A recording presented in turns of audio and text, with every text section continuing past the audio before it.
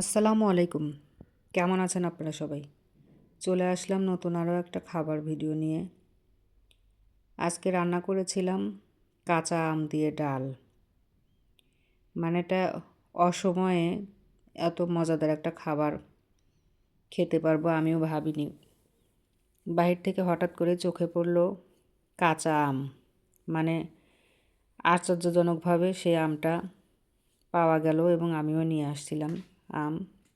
আম দিয়ে ডাল রান্না করে খুব মজা করে খেলাম আলহামদুলিল্লাহ। এটা আমার মেয়ে ভাত খাচ্ছে, আমি ছোট্ট একটা ক্লিপ নিয়ে নিচ্ছি।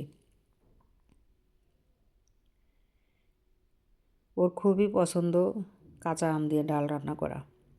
আর সাথে ছিল লাউ শাক, চিংড়ি, সিম, আলু দিয়ে রান্না।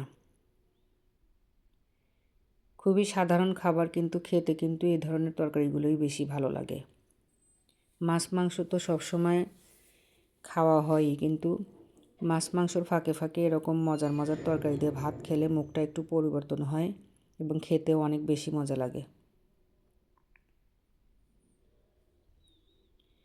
ওর কাছে ডাউল আর কাঁচা আম দিয়ে রান্না এটা নাকি অনেক বেশি ভালো লেগেছে, তাই তো বলল। ভিডিওটা এ পর্যন্তই। আল্লাহ হাফেজ।